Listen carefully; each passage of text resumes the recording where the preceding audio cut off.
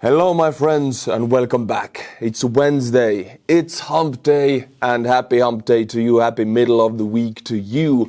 Here is a disclaimer, this video I'm gonna speak my mind, I'm gonna speak the truth, and I don't care, I'm losing subscribers big time. That means the pain has already been inflicted and I've nothing to be afraid of anymore.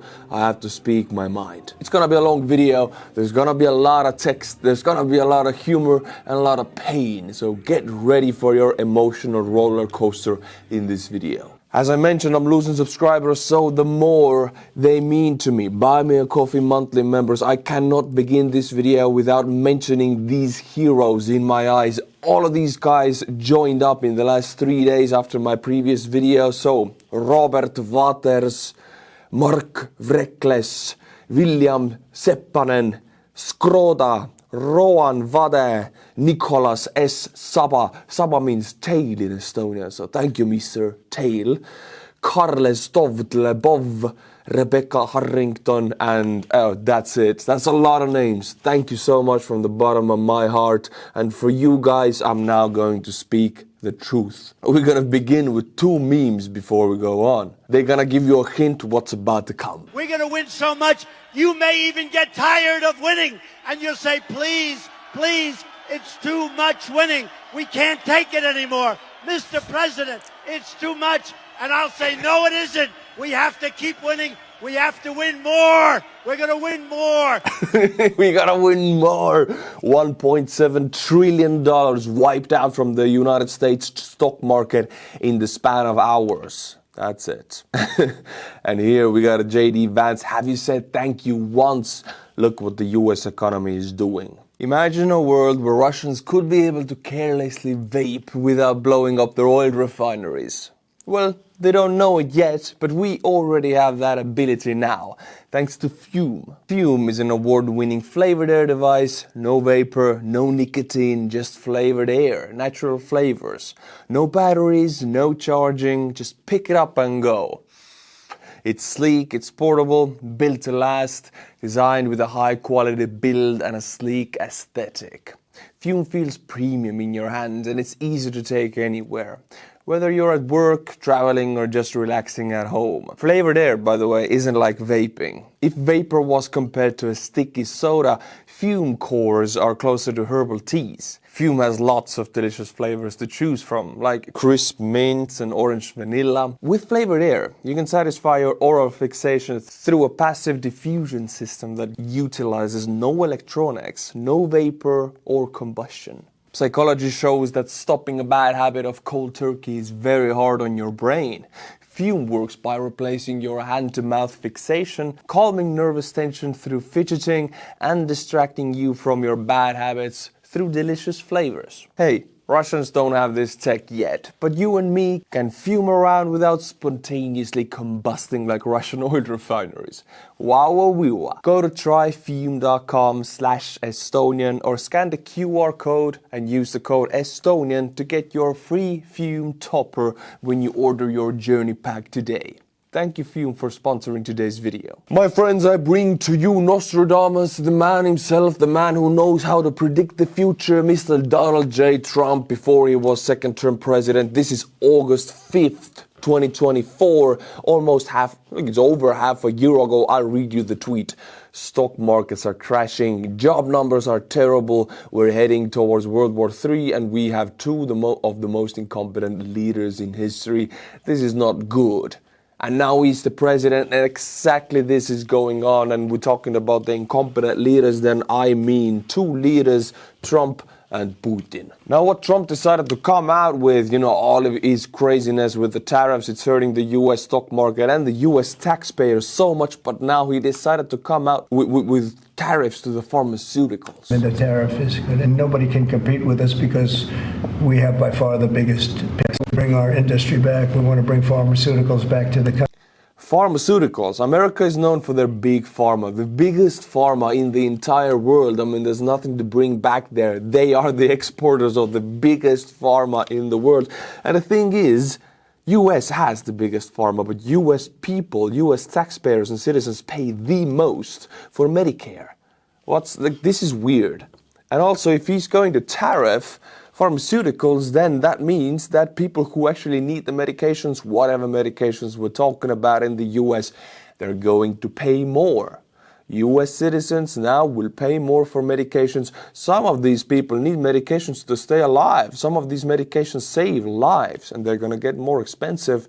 This is not for Americans. This is anti-Americans. This is how I see it. And now we're going to go to the juicy topic, Trump's war on Canada. I'll call a spade a spade. This is not a, oh, let's tariff to bring the industry back to the US. This is a full-blown trade war against Canadian people and then against American people also. Trump now wants Canadians in the US for more than 30 days to register with the government. First, he slapped Canada with insane tariffs, then he triggered an electricity crisis, and now he's treating Canadians like foreign threats. MAGA logic, pick a fight, create chaos, then act like the victim.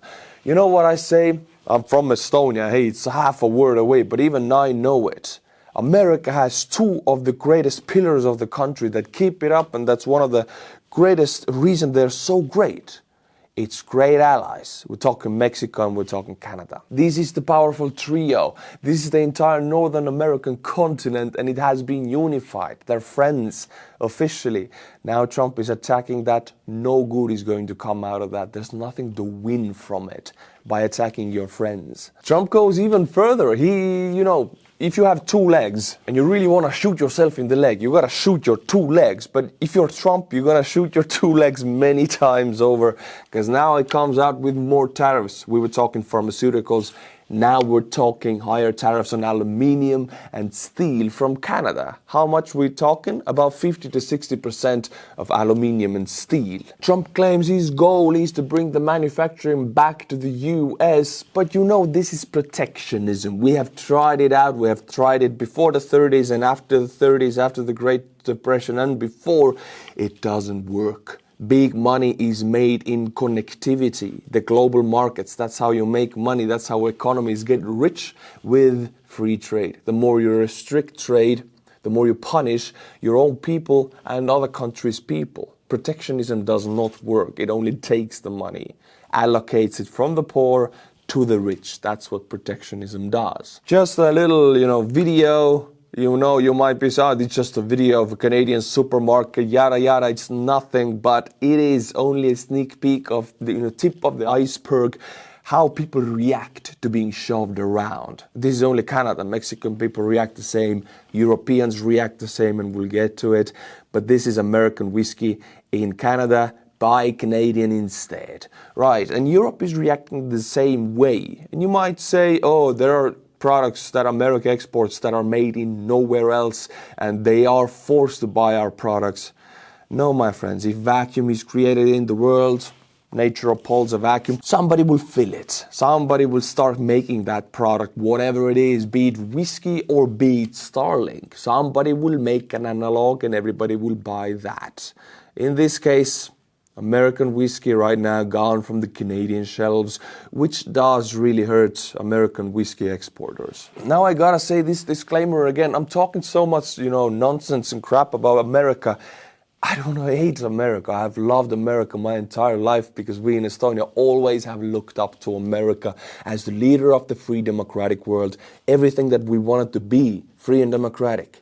Now that we are free and democratic, we see America being led by two fascists, Elon and Trump. And it pains me to see. It's like seeing your idol fall from the sky. It's painful for me. This is why I'm so riled up. It hurts me personally, because they have been my heroes.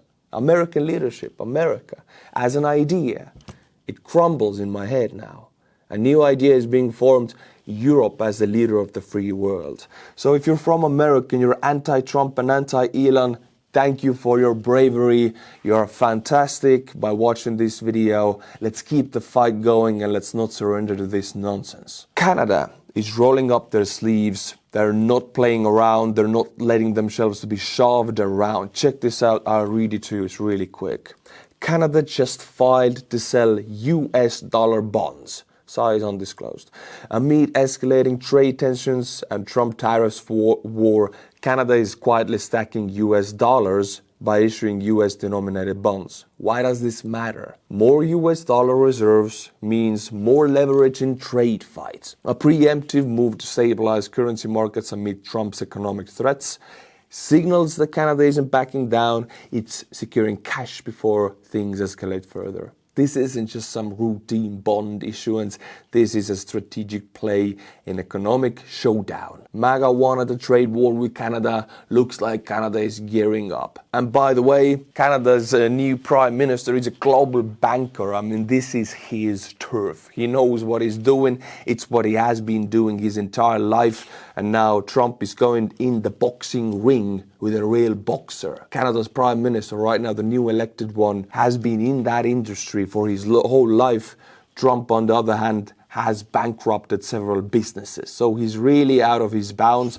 He's really in a boxing ring with a real boxer. He's not a real boxer. So Canada is getting ready for a real trade war, and it's gonna hurt Americans. And I'm sorry, Americans, if you're watching this, I'm sorry that you have to pay for Trump's mistakes. So what does it really mean to sell these United States bonds? You're basically selling United States debt, which has been declared by most estimates one of the securest ways to store your money. US Treasury bonds, one of the securest. Americans truly have no idea how any of our partnerships have worked out and why you wouldn't be selling as much to a country with under 40 million people, but having incredibly beneficial trade agreements for things like minerals, water, power, and oil that you need to import in order to sustain the needs of your people and manufacturing. Americans have no idea what it means if the fifth largest US bondholder, which is Canada, starts selling off their bonds. You know, the things you sell to generate revenue for your country, your debt. Because these bond holders are your creditors. The amount of people who think Canada will crumble in a day if it took back all of its resources and started selling these things on the open market at actual market value is baffling. And check this out, now we get to the most strategic paragraph, and Trump knows all of this. Trump knows it, the information is on his desk, he knows this. I don't know why he's doing it, because it's the American people who get the pain. The US has so many agreements with Canada that truly only benefited the US. In my city alone, the Columbia River Treaty established in 1961. Let's only take this one treaty and one river. There's thousands of agreements. This is just one of many water agreements that feeds water and power into the USA and controls water levels to stop flooding in the USA, even if it means we flood in Canada. Not only does this river provide power to the US from the Canadian side, but this river accounts for roughly 40% of all hydroelectric generation in the US. And this water and this capability comes from Canada thanks to the unification of these two countries. There are no tariffs, no protectionism, free trade. You can have our water. This is what Canada is saying. And through that, they're saying you can have power, electricity from our water. Trumps want to attack that. It's like building a house for the last century and then tearing down the foundation. I cannot understand it, and you see I'm so riled up. I gotta apologize to you, but I'm so riled up on this. So personally, I don't like bullies, so I gotta say thank you to Canada. I'll do it in the form of Rochel. It's the Canadian armored car manufacturer. Thank you, Rochel. Thank you, Canadian people. Rochel has delivered over 1,700 units of Senator armored vehicles to Ukraine. In December 2023, the 1,000th delivered vehicle was reported. This means that since the company has been producing an average of slightly less than half a hundred of units per month to Ukraine. This is wonderful. Canada, you're really, really amazing. Canadian people also. Now we get to the juiciest parts that all of you have wanted to hear, and it's probably in the title also. US-Ukraine peace talks in Saudi Arabia. How did they go? What's up? By the time I'm making this video and by the time you receive it, because there's a whole day of editing in between, you will have more information than I do by the time of making it. So if this information is a little outdated, forgive me. I'm glad you got more information, but at this moment, this is what we know. Well, first of all, I'm gonna begin with this. Don't you have a suit? Nope. Cool, me neither. Yeah, the Saudis don't also wear a suit. Zelensky doesn't wear a suit. I cannot forgive the White House for humiliating one of the greatest leaders of the free world, President Zelensky. I will never forget that. Here we can see the man, the myth, the legend, Zelensky arriving in Saudi Arabia. And yes, without a suit, strong man, don't wear a suit. It's war, for Christ's sake. You don't wear a suit when it's war. US and Ukrainian delegations spoke for hours. They took a break, then they spoke more for hours. It all happened yesterday. And today we have the preliminary information. What did they agree upon? And they agreed upon a lot. But you know, Ukraine really played it like a mastermind. Check this out. One day before the negotiation, so the day before yesterday, Ukraine commenced one of the largest drone attacks against Russia. And about 1/3 of the drones flew to Moscow. There are plenty of videos, I cannot show them to you, but bang, bang, bang, all across the Russia, everything is blowing up, everything is in fire. So, Russian people see these explosions. In Moscow, everywhere, they see it. And now what comes out of this peace negotiations with the United States? Well, Ukraine has agreed to a ceasefire of 30 days. It's almost unconditional, actually. So, Ukraine agreed to United States terms pretty much.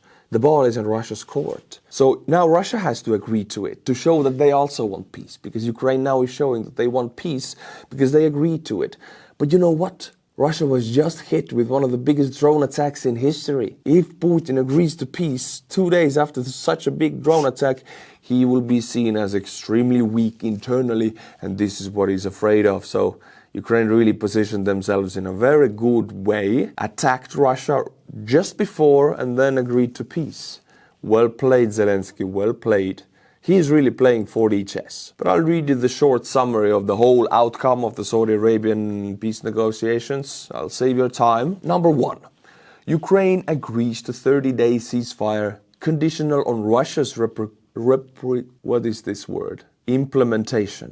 The US will relay this position to Russia. So this means Ukraine agreed, now Russia has to agree. If they don't, they are the bad guy, which they are, but for some reason Trump doesn't know it. Number 2, the US resumes intelligence sharing and security assistance. Wow, this is what I'm talking about. This is very nice. So I repeat it again, the US resumes military assistance to Ukraine and intelligence sharing to Ukraine. It's very good news. I'll get to the photo later because this photo is a joke on its own. Number 3, during the ceasefire, Ukraine proposes a prisoner exchange, the release of civilian detainees, and the return of Ukrainian children. Ukrainian children and Ukrainian civilian detainees in Russia, we're talking hundreds of thousands that Putin has now forcefully made Russian citizens. I mean, this is something Russia will never agree to. They don't want to give back Ukrainian citizens. They never want to do that. Number 4, delegations will establish negotiation teams to working towards lasting peace. Again, this shows me Trump doesn't understand sack shit about why Ukraine is fighting. Lasting peace with Russia is not possible. Lasting peace with Russia is possible if Russia is destroyed. Call me a warmonger. I dare you, I don't care. Number 5, Ukraine insists on involving European partners into the process.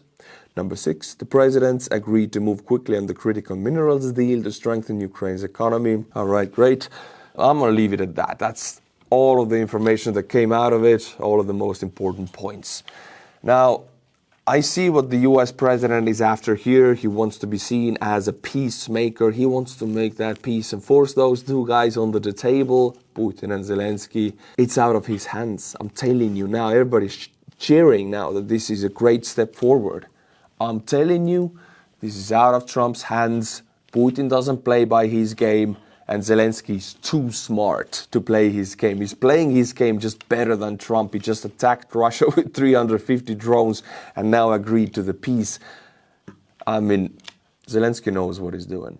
Very importantly, and I said it, Ukraine, ceasefire. Ukraine, ceasefire. Just agreed to a little while ago. Now we have to go to Russia and hopefully President Putin will agree to that also, and we can get this show on the road. Two things are going to happen. First of all, Putin is not going to agree to it, or second of all, he's going to agree to it, but the war will continue because of Russian false flag operations. That's the only two outcomes. What is an outcome that will not happen, what Trump thinks will happen, is a lasting ceasefire and a lasting peace. No way in hell. Trust us, we Estonians and the Baltics have centuries of experience with the Russians. Americans unfortunately have, 100 years only experience with the Russians ever since they were in Alaska, maybe 200 years. Oh, we know them before that. There is no way to make a lasting peace with them. Every deal is a show of weakness for the Russians, and they will be trying next time. All right, now the photo, I just wanted to... this photo is to the size, it's to the scale. There's no Photoshop here. You might have think there is, but no. Look at the Ukrainian units here. These guys... Umerov, this is a defense minister. Look how wide the dude is. They're strong, they're powerful. Look, those two guys. I know I don't... It's stupid of me, it's very unintelligent of me to bring out just sizes of people because it doesn't really matter, the brain matters. But I don't like Marco Rubio. I don't like him at all. I think he's a weak man and I think he's a fascist. Now let's go into the reasons I already a little bit mentioned to you about why Putin probably won't agree. And by the way, yeah, by this time I already have seen 2 separate Russian MPs, Duma members, disagree with the ceasefire. So they are officials of Russian parliament. They, could represent the Russian position on this. So, yeah, I have information already of 2 of them not agreeing. But in Russia, Putin calls the shots, not the MPs. So we don't have Putin's opinion yet. But why I think he won't agree to the ceasefire. Vladimir Putin has made deliberately maximalist demands ahead of negotiations to end the war in Ukraine, which he knows are likely to be unacceptable to Kyiv and Europe, Western security officials told Bloomberg. There is no indication Putin is willing to compromise on any of his goals, and he is ready to continue fighting the war if he does not get what he wants. And I do agree to it. Also, Ukraine made the little thing called the biggest drone attack into Russia 2 days ago.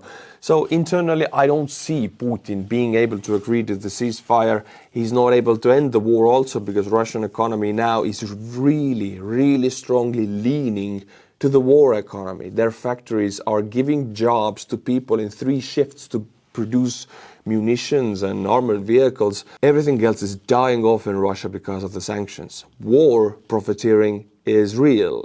War factories are working. If you take that away now, they will implode, and Putin knows this, and the central bank leader in Russia, Nabiullina, knows this. So there is no way Putin can actually stop the war right now. He doesn't wanna. And yeah, we got 2 Russian MPs saying Putin will not agree. Check it out. MP Buzhansky says that Russia will agree to the ceasefire in exchange for partial lifting of the sanctions on the energy sector. This says us many things. This says to us that the sanctions on Russian energy sector really hurt Russia. They wouldn't be wanting to lift the sanctions if they wouldn't hurt Russia. They're really painful for Russia. And I say, if you hear Trump wanting to lift the sanctions on Russia, then you know it's over. Then you know it's over. Russia can fund the war because they have a piggy bank of hundreds of billions. Thanks to the sanctions on their piggy bank, they're really facing difficulties. If Trump lifts those sanctions, he will be handing Russia hundreds of billions of dollars. Right now, he hasn't done it. But if he's talking about it, you know it's over. And a second MP, State Duma member Viktor Sobolev, also says that Putin will not agree to the ceasefire. So, but I gotta say, this is not Russia's official position because in Russia, everything is decided by Putin. So these MPs, they don't matter. And now I'll end this topic with spicy, but Trump invited Zelensky back to the White House. We all remember what happened last time, and I will not forget it. I will not forgive it. Zelensky is my hero. America was my hero, but now idols have fallen from the sky. I dare them to humiliate Zelensky for the second time. The whole of Europe will react to it. The whole of the world will react to it. Now, my friends, we'll go to Elon Musk. And oh boy, he is hurting. He's really hurting. I'm gonna watch a video just out of the satisfaction of it. We're gonna watch it together. Check it out. Hey, if you hate Elon, you're gonna want to hear this because it's not getting talked about a lot on TikTok right now. This past Monday in France, one of the largest Tesla dealerships in the country was burned to the ground in what is a suspected attack of arson, destroying over 550,000 1,000 euros worth of vehicles overnight. This is also not accounting for the property and infrastructure damage that was caused by this fire. But when I say burned to the ground, I mean there's nothing left. It is ash. This also comes on the heels of a rash of arson and arson attempts against Tesla chargers in France, which are being seen as a political reaction to Elon's backing of fascists worldwide. And between this and the German election results that show that the party that got Elon's support actually took a hit in popularity as a result of it, shows that Europe is fed up with Elon and probably going to move against him very soon. In fact, the German government, which is making very clear signs that they are going to cut the far-right AfD out of any future coalition, is signaling that they are preparing to investigate Elon Musk for election interference. And the important thing to remember about that is that most, if not all, of Elon's Tesla factories in Europe are located inside of Germany.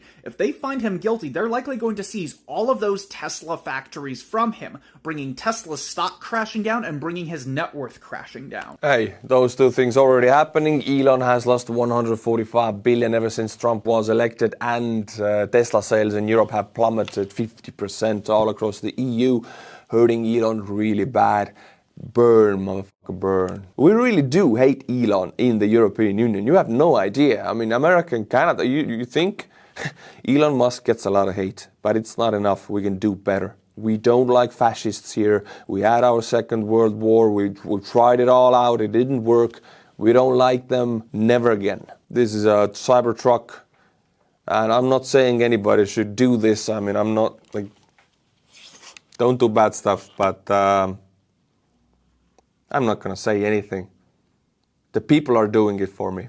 Be a responsible citizen. Properly dispose of your dog's waste. Place it into the nearest Cybertruck. If you see Elon Musk, you may also deposit it directly into his mouth. City of, New York? Yes, I do agree. And I'm not over with the world hating Elon Musk, because he has given a lot of reasons for it. I mean, this is a league city parking lot, and we're talking, 44 wheels stolen from Teslas in the parking lot. Good riddance. They don't need wheels because nobody will drive them anymore ever, because they are vehicles of fascism. I do hope nobody buys a Tesla anymore. Don't buy a Tesla. If you have one, sell it immediately. And I already hate Elon Musk. But, you know, when I was making my video on Monday, X, Elon Musk's, Twitter, was down. It was attacked. It was a cyber attack. And this is what Elon has to say about it. Well, we're not sure exactly what happened, but there was a massive cyber attack to try to bring down the X system with IP addresses originating in the Ukraine area. Okay, I'm getting too angry. Stop now. I gotta stop this.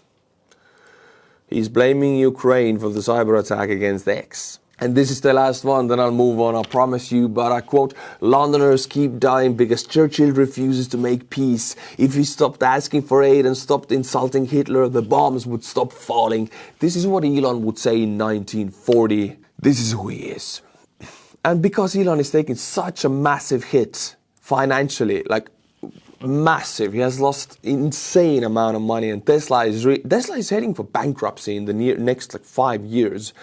Donald Trump, now helps him out by advertising Tesla in front of the White House. For me, president advertising a car company like that, this is corruption. For me, in European Union, we call this peak corruption. President just using his power to advertise Elon Musk car.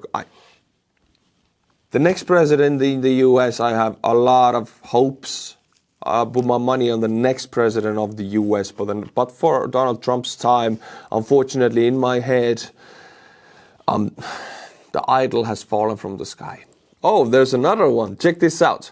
France says that American War of Independence funding was a loan and is now demanding $150 trillion in interest. Yeah, France paid a lot of money to the US soldiers fighting the British in the American War of Independence because, they had the same interest. French hated the British, Americans wanted their freedom. So French paid a lot and they gave them weapons and everything.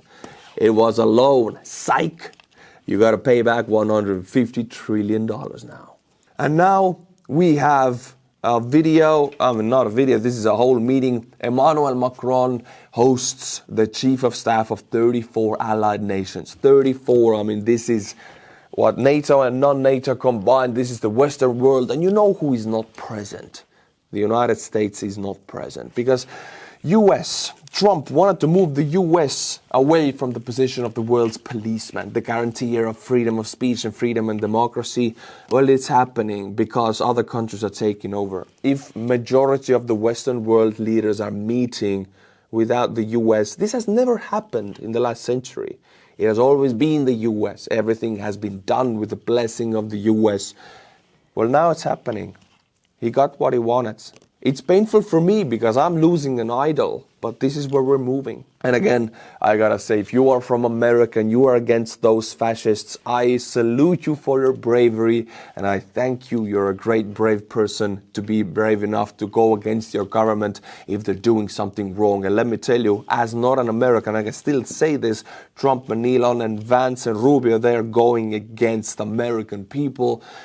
They're going against freedom, democracy, they're going against the Constitution. And I will say that with a straight face as a foreigner for American internal politics. This is it, my friends. I will not take more of your time today. I'll be back on Friday, so be sure to be back also and subscribe because I'm losing a hell lot of subscribers because I'm speaking what I think about. I cannot stop it now because my country's security is at stake. If you like my channel, become a monthly member and buy me a coffee and I'll be butchering your name guaranteed and I'll be sending you out one of these Rehi patches for your support. Everybody who is a monthly member will get one. I'll send them out once a month and everybody just write to me your address. I'll send it to you straight. Everybody has gotten it. Just write to me and you're eligible for it if you're a monthly member. I'll see you in Buy Me a Coffee. Let's chat there. Until Friday, my friends, which will be the next video. Slava Ukraini and bye-bye. Thank you, Fume, for sponsoring today's video.